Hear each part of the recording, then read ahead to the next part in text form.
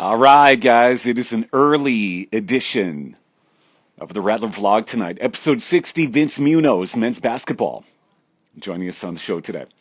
Thanks for joining us here today. Vince, I don't know what he's got going on in his life, but he wanted to do it earlier in the day. And so we're like, okay, man, whatever it takes. So we're excited to find out more about where he's at and what's going on in his life right now. So let's connect. Muñoz, men's basketball. Ha ha! Hey, how's it going, KJ? Good. How are you? Good, good. Let me adjust here a little bit. Yeah, me too. All right. There we go. Cool. I think we're good. How are you, my friend? Boy, it's been a while. Yeah, it has been. I noticed you say something about a little bit of a special time. I'm an hour ahead here, so I'm glad you guys can make it work. I'm glad to be here. Been tuning into most of the vlogs you guys had going on, and I love what you guys are doing. So, kind of staying in touch with the crowd. The whole pandemic's going on. It's pretty cool, Router Nation. Yeah, we got a lot going on here, but let's begin with a little bit about you. Where did you grow up? And tell me a little bit about your family. Were you born in Winnipeg? Yeah, so I was actually born in Winnipeg. My parents were both born and raised in Canada. Obviously, we migrated over from the Philippines, but my grandparents were lucky enough to get here at an early age. Brought my mom here while she was young. Had her childhood here and everything. So I am from Winnipeg. Spent my whole life here, other than the 2 years in Alberta. Hmm. Not much of a basketball background in my family, actually. Like my parents always loved it, kind of watch it, kind of just like the Filipino tradition. And then I was the first boy in my family, so they kind of pushed me into there, and one thing led to another. And was lucky enough to play post-secondary with you guys. Ah, that's exciting. Filipino family, I wasn't really sure about that, so I'm glad you clarified on that. That's really Yeah, interesting because there's been a lot of immigration from the Philippines over the past maybe 10 years. yeah, But tons. Everyone wants to come. yeah, but in your parents and your grandparents' generation, your grandparents in particular, like when might that have been? Would that have been the 70s or? Well, my mom's 51 now. She came here when she was 2, turning 3 years old, so she was able to come here really early. And Yep. from what I heard from my family is my parents both work. My grandma works in health. She's a healthcare aide, so it was kind of easier for her to get over here, kind of thing. Like she had like a job opportunity kind of here at the time. Through immigration, they kind of let her go pretty early. That's from what I've heard. I've never gotten too deep into it, but Right. pretty fortunate because like they still have relatives over in the Philippines that want to come over here, and obviously paperwork's a really long step of it, and since this pandemic hit, it's just been a little bit tougher. Yep. Yep. So, I guess over there. does your family what is the language again? Is it called is the language is called There's a bunch over there, honestly, and Tagalog? it's yeah, it's Tagalog. I'm not too great at it. Tagalog. Yeah, I'm not too great So at it, but you there's a lot of different languages like out there. I know of Tagalog and I know of Ilocano. There's I think a couple others, but I'm not too sure exactly what they are, and I don't speak them. Like I said, my parents were born here, so it's right. all English for me. Exactly. So the neighborhood that you grew up in Winnipeg, what was that like? Was it culturally diverse? And Uh, and and what was it like as just a little kid growing up in your home neighborhood? well, in my neighborhood, growing up for the most part throughout elementary to up until high school, I was in a pretty pretty cultural community. Like, I mean, Winnipeg is pretty cultural. You'll see people from all sorts of countries here. Not really divided by area or anything like that, but up until like high school, I was surrounded by a lot of Filipinos. Yeah, that's just how Winnipeg kind of is. A lot of Filipinos are kind Hmm. of in the basketball community growing up. So playing basketball, I was surrounded by Filipinos all up until high school. Then things changed. People drop out of the sport. They go a different way. All those kind of things. But growing up, I was pretty much around a lot of Filipinos. Yep. Yep. You came to Medicine Hat from I believe the Red River College Rebels. Yeah, I was there for 2 years actually.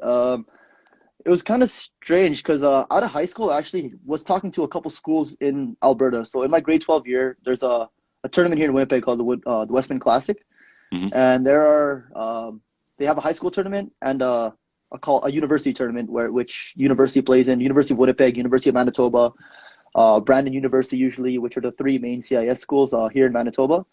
And then there's usually one or two colleges that get invited every year. So that year, I think it was Nate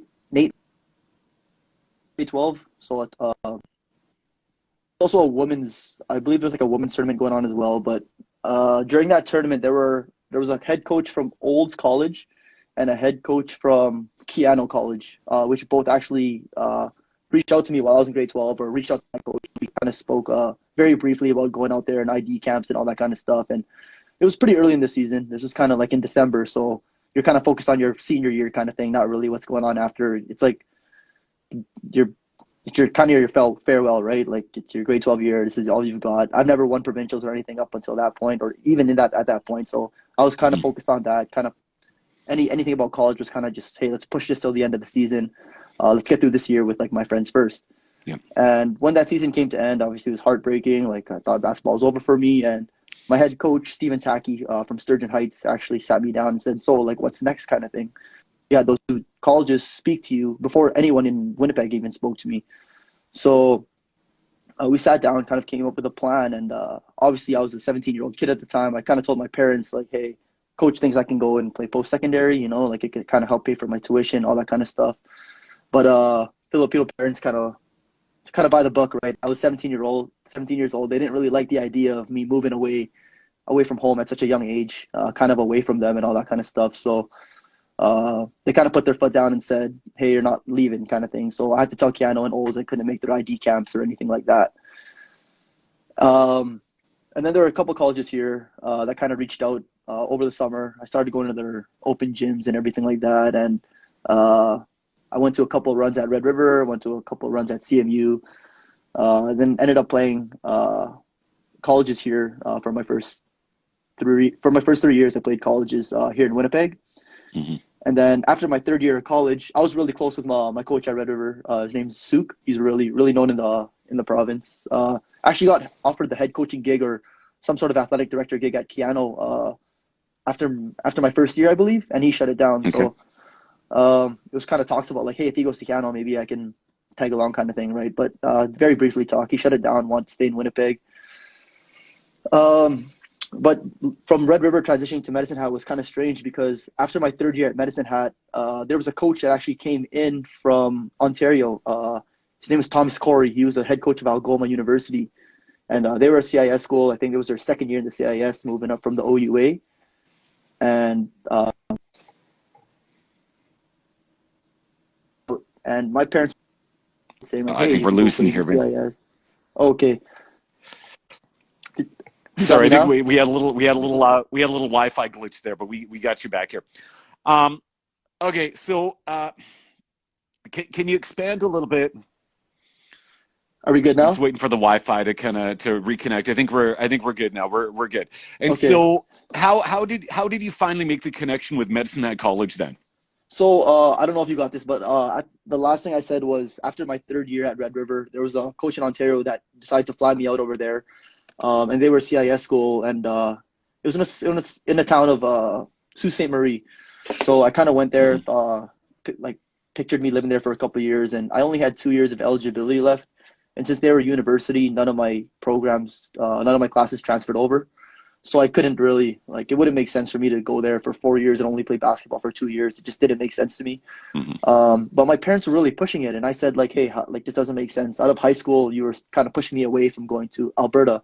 And now that there's an Ontario school, you guys are saying, hey, go give it a chance. I guess now that I'm a bit older, now that I'm 20, 21, they kind of trusted me to leave a little bit. And then I told the coach there that, hey, it's not going to work. It's not the school or anything like that. It's just kind of the position I'm in.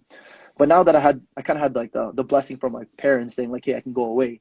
That's when I kind of thought hey, maybe I'll go and play college with in Alberta. And one of my friends from back home, Gui Ralko, actually, really known over at Medicine Hat. I spoke with him, started talking to coaches, messaged him on Twitter. The next day, he actually messaged me back just saying hey, my coach is interested, la la la. It was Craig Price at the time, so Coach Price called me the next day. We kind of spoke, and he said he was interested from the videos. He sent the papers over the next day. I signed them, and yeah, the rest was history. I ended up at Medicine Hat that year. Wow, what a story there! What a story! And it's great that you mentioned the Gui Ralko connection because now that makes total sense. Yeah. How that works. So it is really interesting though. I mean, I know a number of Filipino families, and the dynamic, they're really tight. In the Yeah. Philippines, with Filipino families, family tightness and togetherness is the most important thing. So when you were here, did they have a chance to come and watch and see you play here and just kind of wrap their head around the life that you had here? Yeah, they actually did. Not in Medicine Hat, sadly, because I wish they got to see the crowds. The home crowds in Medicine Hat are the best. Hmm. All my friends here, all my Filipino friends and everything, I tell them like the crowds in Medicine Hat are crazy. Full stands every day, full support from the community. Like the kids Yeah. are asking for autographs after. The parents love you. Like it's just amazing. But sadly, when my parents came to watch, they were both just during playoffs.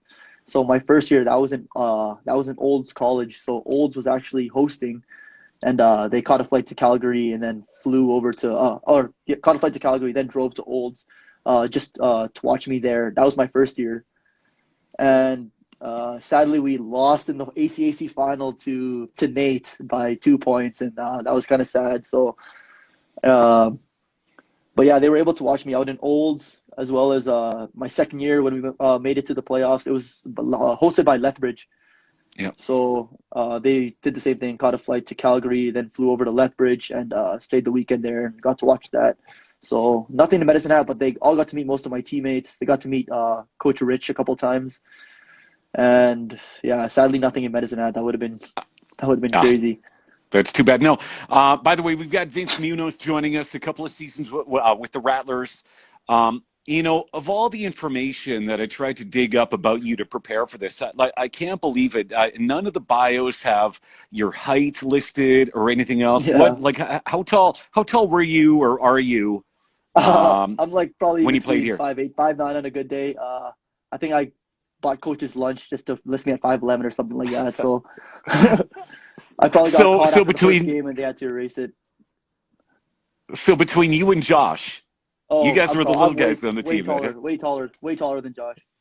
Way taller than Josh. huh? What? No, Yeah, no, he's Filipino as well. Isn't he? yeah, he actually is. Me and Josh actually went to middle school together and a couple years of high school together, or 1 year of high school together. But yeah, like growing up, like when I said I played around the Filipino community, like Yep. Josh was always there. Like his parents know my parents, all that kind of stuff. And when he came out to Medicine Hat, it was actually kind of like it was kind of he was playing at Lakeland a couple years before, kind of took a couple years away from the game, and then Yep. found out I was at Medicine Hat and said, "Hey, like I'm trying to get back into it," kind of thing, and told Rich Yep. about it. Rich was instantly interested, just coming off that Rookie of the Year award, and then the next Yep. year, yeah, we got to play together at Medicine Hat for a year. Yep. So, I mean, in this league, you're playing against a lot of big guys. I mean, Oh yeah, it's a big league. So, what was your mindset as a player, and what was your style of play? To compensate for what you might have lacked in for sure. height. How did you do it? What was Yeah, your idea there? for sure. I actually get this question a lot, saying that like, Hmm. yeah, you're a pretty short guy. Like ACAC, like I was playing with two guys on my team, like Guy and Pietro are both like 6'7", 6'8", right? So they kind Yep. of covered some of my height, but um, no, like the role on my team, I love the role that Rich put me in while I was out there. Like obviously there were some games where teams would go really big on us. It'd be tough for me to get into the game, but I always say it's kind of being small is kind of like an advantage, you know. Like you can get the refs on your side, you can get to the free throw line like pretty easily. You fit in small spaces and stuff, and um, every team like will have a guy that's under 6 feet and like a point guard who doesn't really take advantage of their height or anything like that. So um, those are the guys that usually get matched up against, kind of thing. Exactly. Now, Yeah. you played for the Rattlers, and there was a lot of amazing talent on the team there. I mean, as you know, who are maybe some of the players that you learned the most from on court? Oh man, I remember Guy. Obviously, Guy is like he was like a second coach to the team. Like he wanted everything perfect. He was on you before coach was on you if you made a mistake in practice. Because the year before I came, they actually got to go to nationals, and Hmm. it was kind of eye opening. Guy was like a all Canadian that year, and even coming in, Ralko was like, yeah, Guy will get on you, man. Like he really wants to win. So he was like demanding perfection all the time. He'd be on me all the time. As well as the starting point guard my first year there, where we went to the ACAC finals, Mike Farian. Hmm. We actually got really close, and obviously, like him being the starting point guard, having the ball in his hands most of the times, being their primary decision maker, he was someone who always wanted to win as well. Yep. And like I'm a kind of guy who Like I love when people are hard on me kind of thing. I don't want any beating around the bush, anything like that. And Mike Farron always had like the message across. Like I knew he was just demonstrated being a winner, and like I learned a lot from that guy on and off the court. Like he's shared some stories with me like that only have to transition with basketball, and like knowing the kind of guy that he is, he like the way he plays, like it brings it out in him. Like he's a go-getter. Like when he wants it, and everything he says to you, don't take it personally. Like he's a good person Yeah. at heart, and I've learned tons of stuff from him. Yeah. Okay. So what about off court? I mean, you came from a situation where you were living at home, you had your mom cooking all the time, and Oh, all the time. all of a sudden you move a couple of provinces over, and you're on your own. You've got independence, and you got to fend for yourself a little bit. How was that transition, and Oh, and what did you become an expert cooking as a single guy bachelor? oh, I'm still working on the expert cooking. Like for the first few months, I was living off instant noodles and cereal, like over in Medicine Hat, man, trying to juggle basketball and school and all this traveling and all this kind of Yep. stuff. Like it was tough, and especially living off your student loans. I wasn't working at the time, right? So I wasn't going and just buying meals. I was whatever was easy to cook, like instant noodles. Yep. I'm telling you, instant noodles, cereal, all that kind of stuff. Even finding the time to cook, like after practice, I was exhausted. I was like, am I really going to eat, or am I going to go to bed and just eat breakfast in the morning kind of thing? So the transition was definitely tough. Yep. It was kind of weird actually. So my first year I went there, like I was super excited, and when I touched down, everything was sweet. I lived in res my first year. Got settled in with my roommates. Everyone was new there. Everyone there, all of my roommates, other than Colin Ralko, were first years. So we were kind of all got to go through the experience together, Hmm. and it was kind of strange because my first year I went there, I spoke to Craig prior to this. I had a tournament with a club team back at home in September long weekend, and I know the season didn't start till November Yep. or October, late October. So I told Craig prior to me going there, I said, hey, like I have a pretty big tournament here back at home. Like just it's a couple days, like it was actually in Chicago that year. Sorry, it Hmm. was in Chicago that year. I said, hey, this is I know it's kind of a tough ask, but is it okay if I take 2 days off, like if we have nothing going on, to go and play basketball with my club team back in Winnipeg? And we had some agreements. He wasn't the happiest guy, but he let me go. And I went and saw everyone from Winnipeg, and it was like, hey, how's medicine? How's moving away and all that kind of stuff. Hmm. And after that tournament, coming back, I was like, man, I miss everybody. Like, holy smokes. Like, that was kind of like, I got to see everyone. There were hundreds of people there, hundreds. Like, all the parents were there too. And coming back was kind of like, oh, this is kind of tough. Like, I'm leaving all this for a year kind of thing. And then I get to Medicine Hat, and I find out that I'm not eligible for the first 8 games just due to a transfer from Red River. Like, Yep. the eligibility was a little bit different my year because I was in a continuing education program. So I only took 4 classes that ran from November to March. So I was eligible for the season just through 4 classes. But coming to Medicine Hat, I needed 18 credit hours to be eligible. And I found that out before, or I found out after I got to Medicine Hat. So I'm sitting in Medicine Hat thinking, man, I miss all my friends. I'm not eligible for the first semester. Like this is like I can't cook for myself. I'm kind of like I'm kind of like, oh my goodness, like am I doing the right thing here? Like this is kind of tough. I remember calling my mom like, man, this is tough. Like I miss you guys, all this kind of stuff. My parents miss me too. Like they're like, you sure you don't want to come back? All that stuff. And then I said, no, I got to stick this out. And I'm so happy I did. Once I got Yep. eligible, like the Yep. crowds, like the support. And there was an eligibility dispute while you were here, though, was there not? I know the Rattlers made an appeal to the Yeah, ACAC. I they think did a couple times actually. they wanted you to play a couple more seasons, and the ACAC denied it, and Yeah. that was kind of disappointing. So is that why you only played 2 seasons here? Then is just because that was it? That's all you were eligible to? Yeah, exactly. So there were Okay. actually 2 appeals. The first one was I wasn't eligible my first semester, which was kind of weird. Like we didn't hear about this or anything like that.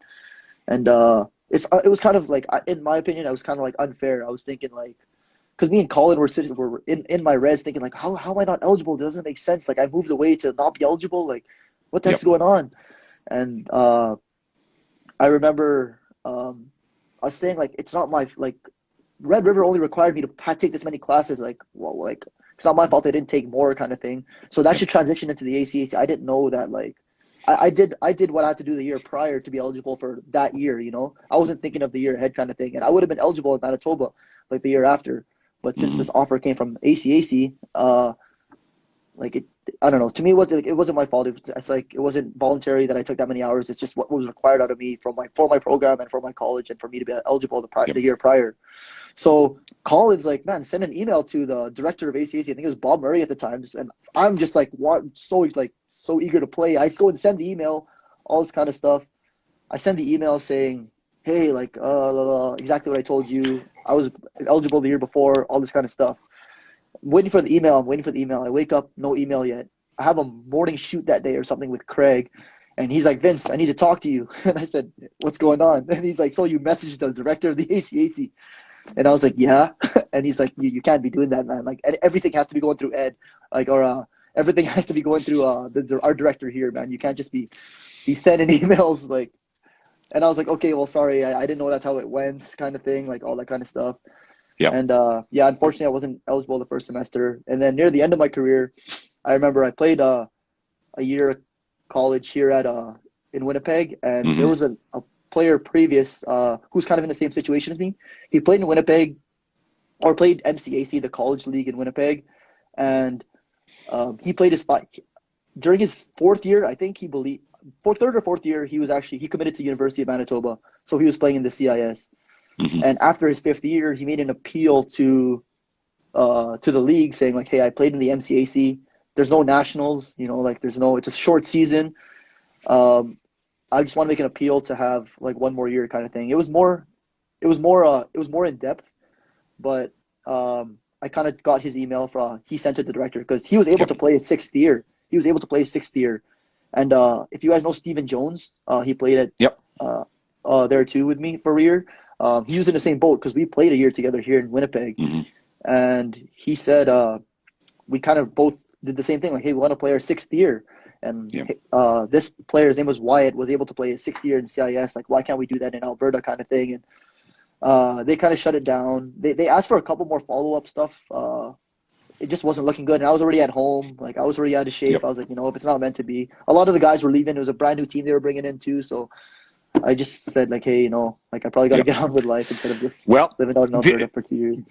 Due to COVID, there's going to be a lot of six-year players in the ACAC over the next little while anyway. So, you know what? I'm seeing people saying, hey, when do we do the fan questions? Oh, no. Well, yeah, I see that too. And if you guys have questions, go ahead and ask them. I mean, if you guys have something for Vince, by all means, go right ahead.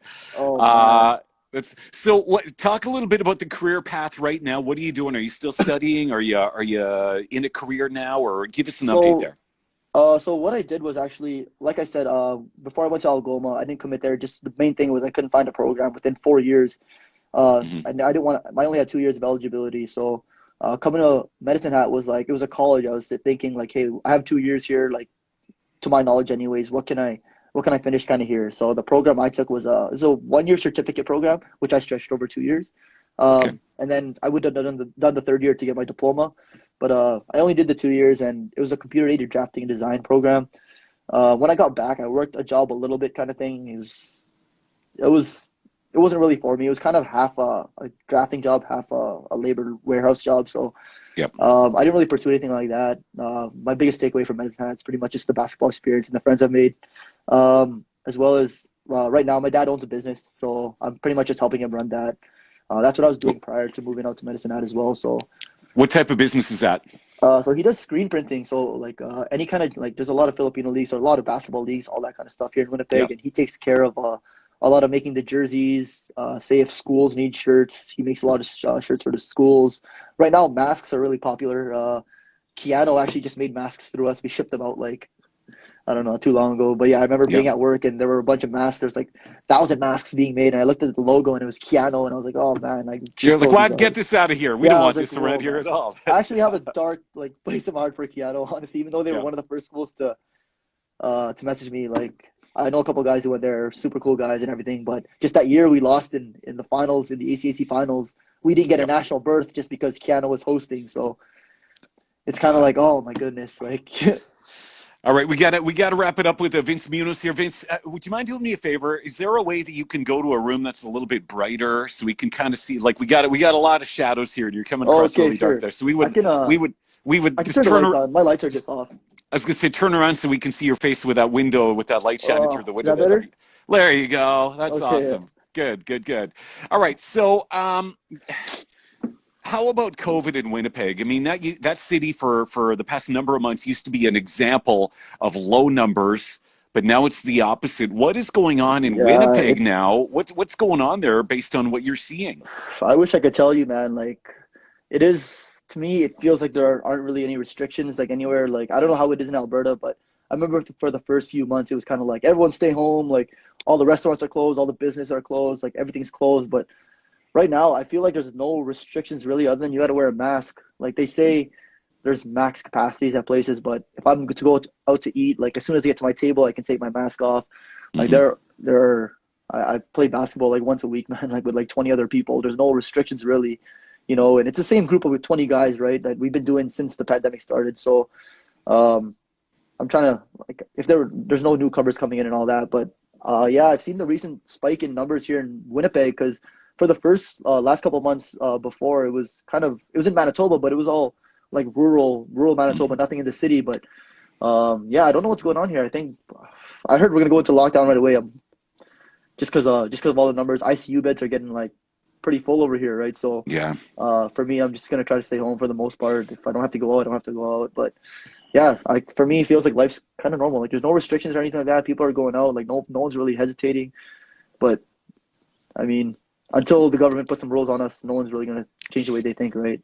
Well, stay safe, my friend. Stay I safe. will. All right, Vince Munoz joining us right now. One more thing, actually, two things we have to do. We always do a show and tell segment. And I didn't really warn you about this, but Oh yeah, it, this it is it. it it could be something that you've got there that has deep personal meaning or something that's really important to you, and it's got a little bit of a story attached to it. Maybe Here, if you have that old Rattlers jersey. By the way, did you get a jersey to keep when you were done here?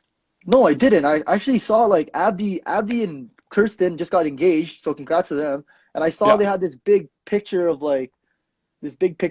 with like both their jerseys and like a medal or something like that. And I messaged him instantly and I said like, "Where's mine? I know Matt had probably got like two new jerseys ever since. Like, I want my jersey." So, um, All right. If at I this if I see if I see the number six kicking around, number I'll save six, that for you. Okay, I'll yeah, save it number for you. six, I'm gonna message Pat right after actually and say send that over. But All right. no, I do have like something meaningful to me. Yeah, I wish I had something like that. I don't. I have like my old warm-ups and everything.